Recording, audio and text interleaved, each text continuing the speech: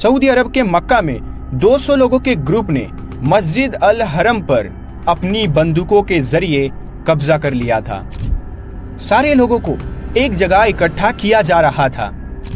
इसी बीच में मस्जिद के स्पीकरों से ये कहा गया कि इमाम मेहदी उन लोगों के बीच में मौजूद है।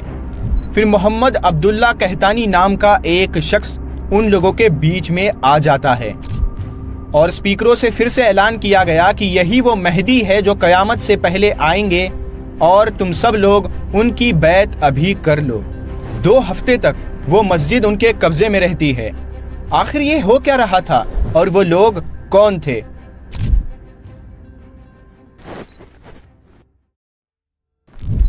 दोस्तों, कुछ 45 साल पहले की बात है। नवंबर के महीने में इस्लाम की सबसे मुकद्दस जगह खतरे में बताई गई। सऊदी अरब के मक्का में 200 लोगों के ग्रुप ने मस्जिद अल हरम पर अपनी बंदूकों के जरिए कब्जा कर लिया था।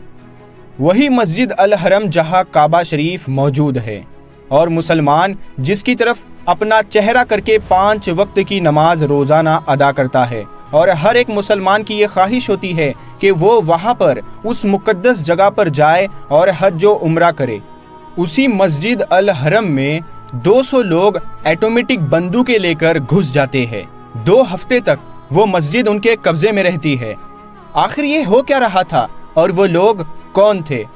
इस्लामिक कैलेंडर के हिसाब से 1400 की पहली तारीख पूरी दुनिया से मक्का के अंदर मुसलमान मौजूद थे और सब मस्जिद में नमाज का इंतजार कर रहे थे। नमाज शुरू भी हुई, लेकिन जैसे ही मस्जिद में नमाज मुकम्मल होने का वक्त आया तो सफ़ेद रंग के कपड़ों में 200 लोग ऑटोमेटिक हथियार निकाल लेते हैं और मस्जिद की मीनारों पर अपना कब्जा कर लेते हैं और साथ ही साथ उसके माइक पर भी अपना कब्जा कर लेते हैं। दोस्तों, 2 हफ्ते तक मस्जिद उनके कब्जे में रहती है। कई लोगों की जानें गई। सरकार को अपनी सेना भेजनी पड़ी और साथ ही साथ अपने आसपास के मुल्कों से, अपने आसपास के देशों से मदद भी मांगनी पड़ी। पर दोस्तों, सवाल ये है कि ये लोग कौन थे और ये चाहते क्या थे? कब्जा शुरू होने के बाद कुछ ही देर में बंदूक पकड़े हुए ये लोग मस्जिद के अलग अलग हिस्सों में फैल गए।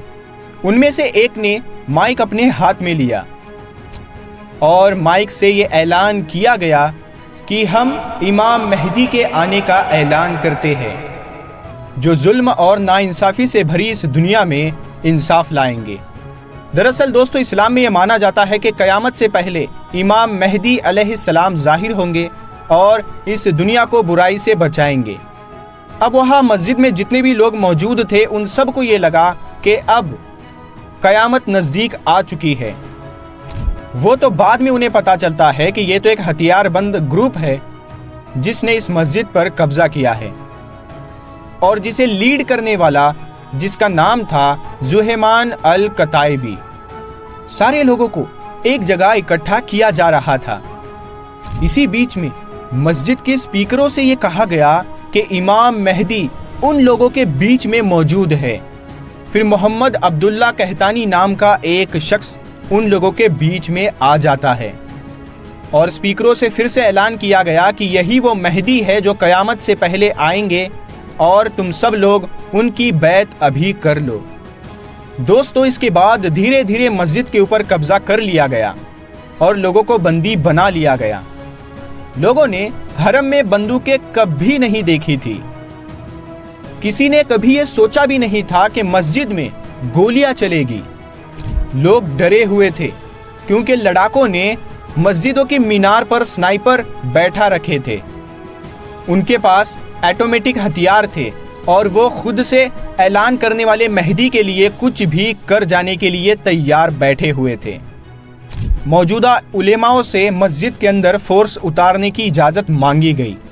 सरकार ने मक्का की तरफ अपनी आर्मी भेजी और फिर जंग की शुरुआत हो गई। वहाँ मौजूद लोगों ने बाद में ये बताया कि हर आधे घंटे में वहाँ पर गोलियां चल रही थी। कई दिन तक ये लड़ाई चलती रही और कई लोगों की जानें जाती रही और कई लोग घायल भी हो गए। एक वक्त में जो लड़ाके थे वो बेसमेंट में जाकर छुप गए। फ्रांस ने भी मदद के तौर पर खास तरह की आंसू गैस भेजी जो गुस्से और जोश को कम करती थी। साथ ही सांस लेना भी इसके धुएं से मुश्किल हो जाया करता था। फिर आखिर में 2 हफ्तों बाद कहीं जाकर सऊदी सरकार को मस्जिद पर वापस अपना कंट्रोल मिल गया और लड़ाकों को पकड़ा गया। इन सब के बीच में खुद से ऐलान किए गए मेहदी की मौत हो गई, जिसकी तस्वीर सऊदी सरकार ने बाद में जारी की। उनमें से कई लड़ाकों को सऊदी सरकार ने फांसी दी और कईयों को जेल भेजा गया। इन सब में मस्जिद को तो बहुत नुकसान पहुंचा, लेकिन काबा को कुछ भी नुकसान नहीं हुआ। दोस्तों, ये पहली बार नहीं था जब काबा दुश्मनों के निशाने पर था। बात उन दिनों की है जब यमन में एक बादशाह रहता था, उसका नाम था अबराहा। बड़ा ही ताकतवर और अपनी सल्तनत का सबसे घमंडी इंसान था। उसने यमन के सना में, जो उसकी राजधानी थी, वहां पर उसने एक बहुत बड़ा चर्च बनवाया। उसने सोचा कि लोग काबा को छोड़कर उसके चर्च में आएंगे, लेकिन ऐसा हो ना सका। उसकी ये कोशिश नाकाम रही और ये बात उसे नागवार गुजरी। तो अबराहा ने सोचा कि क्यों ना काबा को ही गिरा दिया जाए। फिर क्या था, उसने 60,000 फौजियों को लेकर मक्का पर हमला कर दिया। मक्का के लोग बहुत घबरा गए क्योंकि उनके पास अबराहा से लड़ने की ताकत नहीं थी, लेकिन उन लोगों को अल्लाह पर पूरा भरोसा था। अब्दुल मुतल्लिब, जो उस वक्त मक्का के सरदार थे, उनके ऊंटों को अबराहा ने कब्जा कर लिया था। तो अब्दुल मुतल्लिब अबराहा के पास गए और उससे कहा कि तुम मेरे ऊंटों को छोड़ दो। अबराहा ने हंसकर कहा कि मैं तो तुम्हें बहुत बहादुर समझता था, लेकिन तुम तो अपने ऊंटों की फिक्र कर रहे हो। अब्दुल मुतल्लिब ने कहा कि मैं तो सिर्फ अपने ऊंटों का मालिक हूँ, इस घर का मालिक तो अल्लाह है और वो खुद इसकी हिफाजत करना जानता है।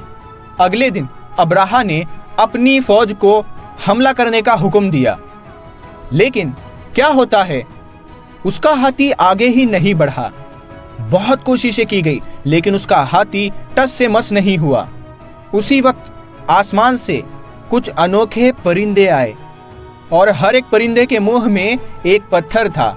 ये ऐसे परिंदे थे कि उस दिन से पहले ऐसे परिंदे किसी ने नहीं देखे थे। उन परिंदों ने अबराहा की फौज पर पत्थर बरसाने शुरू कर दिए।